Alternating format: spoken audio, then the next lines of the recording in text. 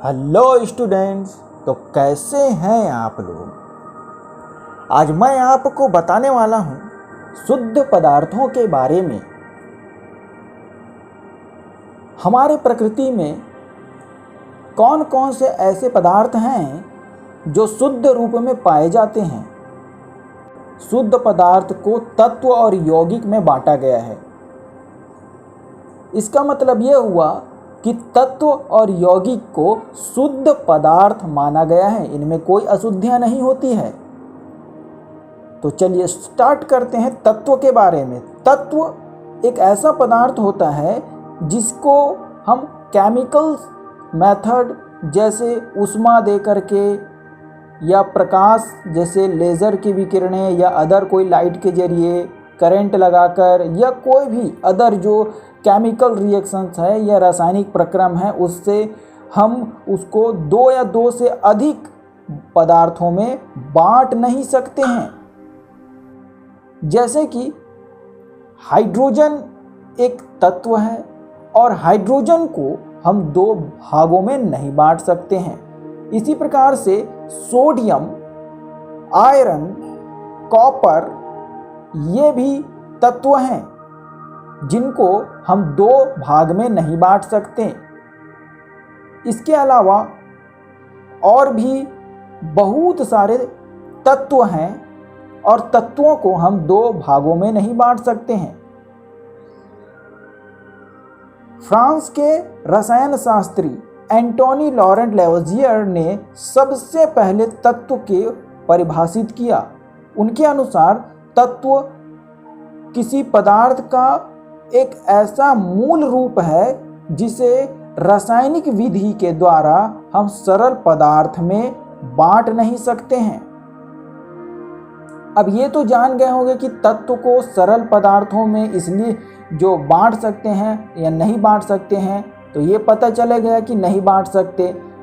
तो क्यों नहीं बांट सकते? क्योंकि ये एक ही प्रकार के परमाणुओं से बने होते हैं। जो तत्व होते हैं जैसे कॉपर है यानी तांबा, तांबे में केवल कॉपर का ही परमाणु उपस्थित होगा, और लोहा है तो लोहे में केवल आयरन का ही परमाणु उपस्थित होगा।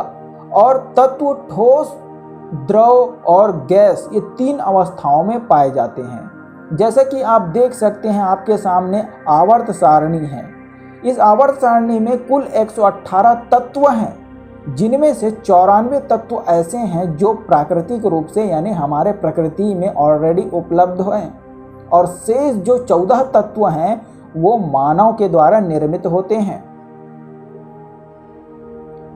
जितने भी तत्व हैं उनमें से अधिकांश तत्व ऐसे हैं जो ठोस रूप में पाए जाते हैं। केवल पारा और ब्रोमीन ही एक ऐसा तत्व है जिसको तत्व के रूप में माना जाता है, लेकिन वह कमरे के तापमान यानी 25 डिग्री सेल्सियस के टेम्परेचर पर लिक्विड यानी द्रव में उपस्थित होता है।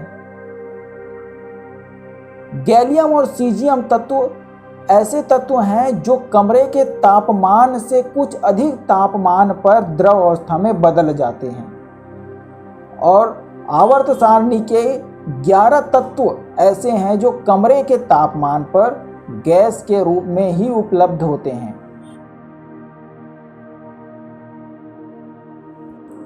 अब मैं आपको बताने वाला हूं यौगिक के बारे में। हमारे आसपास ऐसे कई पदार्थ हैं जो दो या दो से अधिक तत्वों के निश्चित अनुपात में रासायनिक संयोजन से बनते हैं। इसको ही हम यौगिक के नाम से जानते हैं। रासायनिक अभिक्रिया में जो संयोजन होता है उसका ये मतलब हुआ कि रासायनिक अभिक्रिया तो होगा, केमिकल रिएक्शन तो होगा, और उसके बाद दोनों में जुड़ाव होगा। उस जुड़ाव को यानी जुड़ता है एक दूसरे से, उसको संयोजन कह रहे हैं। तो इस केमिकल रिएक्शन के बाद जो यौगिक के गुण होता है वो पहले जो तत्व होते हैं अवयवी तत्व उससे अलग होते हैं। अवयवी तत्व का मतलब है मिलने वाला तत्व। सोडियम और क्लोरीन मिल करके सोडियम क्लोराइड बनाते हैं। तो सोडियम क्लोराइड जो यौगिक है उसके लिए सोडियम और क्लोरीन दो अवयवी तत्व हैं। पानी एक यौगिक है जो कि ज्वलनशील गैस हाइड्रोजन और जलाने में सहायक गैस ऑक्सीजन के रासायनिक संयोजन से बनता है। लेकिन पानी न तो ज्वलनशील होता है और न ही जलाने में सहायक होता है, बल्कि यह तो ज्वाला को यानी आग को बुझाता है। तो इससे आप समझ गए होंगे कि पानी एक यौगिक है और यह ऑक्सीजन और हाइड्रोजन दो अलग अलग तत्वों से बना हुआ है। ऑक्सीजन का गुण है ज्वलन यानी कि जलाने में सहायक होना, जबकि हाइड्रोजन का गुण है ज्वलनशील गैस यानी जलने में सहायक होना। तो दोनों तत्वों का अलग अलग गुण है और इन दोनों तत्वों से मिलकर के जो पानी बना है H2O, ये पानी का गुण इन दोनों गुणों से अलग है। पानी ना तो ज्वलनशील है ना ही जलाने में सहायक है। तो इस प्रकार से आप समझ गए होंगे कि यौगिक अपने अवयवी तत्वों से अलग गुण रखता है। इसके लिए हम एक एक्सपेरिमेंट करते हैं जिसके लिए हम जल का विद्युत अपघटन यानी कि विद्युत के माध्यम से जल को दो भागों में तोड़ना। पानी ले लेते हैं, इस प्रकार से एक चौड़े मुंह की जो प्लास्टिक की बोतल है उसके तली को काट देते हैं और बोतल के मुंह पर दो छिद्र वाला रबर कॉर्क लगाकर इन छिद्रों में कार्बन की दो छड़ें लगा देते हैं। तो कार्बन की छड़ हम ज़्यादातर पेंसिल जो होता है, पेंसिल का जो लीड होता है उसको ही इस्तेमाल में ला सकते हैं और इसको इस प्रकार से उल्टा रख करके स्टैंड में फिट कर देते हैं। अब ये उल्टी रखी जो बोतल है उसमें 2/3 जल भर दिया जाता है और उसमें 2-3 बूंद तनु सल्फ्यूरिक अम्ल डाल देते हैं, यानी कि पूरा पानी जो इसके अंदर भरा हुआ है वो अम्लीय हो जाता है, अम्लीय पानी हो जाता है। जल से भरी कांच की 2 परख नलियों को कार्बन इलेक्ट्रोडों पर इस प्रकार रखा गया कि परख नलियों में हवा बिल्कुल ना जाए और परख नलियाँ पानी से पूरी भरी रहें। दोनों इलेक्ट्रोडों को 9 वोल्ट की बैटरी से जोड़ा जा सकता है और जोड़ दिए हैं।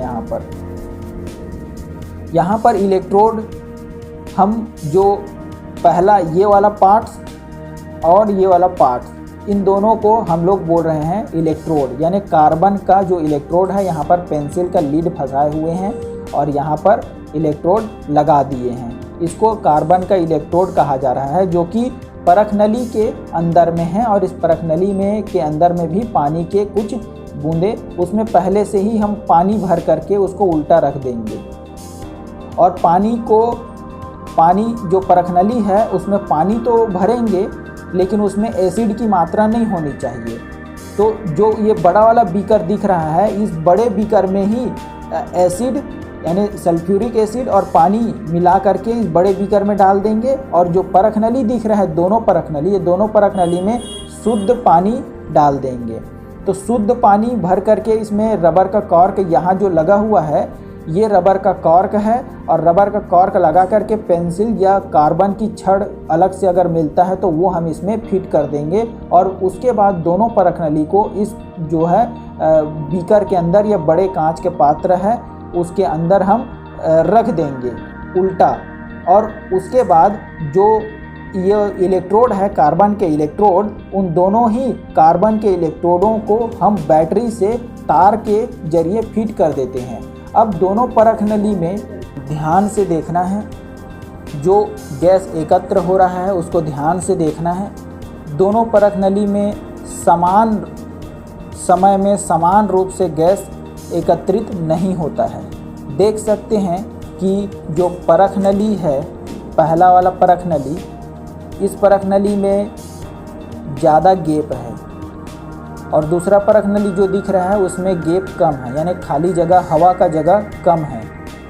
तो इस प्रकार से जिसमें ज़्यादा गैस भरा हुआ है, जिस परख नली में ज़्यादा जगह है खाली, पानी का जगह ज़्यादा खाली हो गया है, उस जगह में हाइड्रोजन गैस भराता है।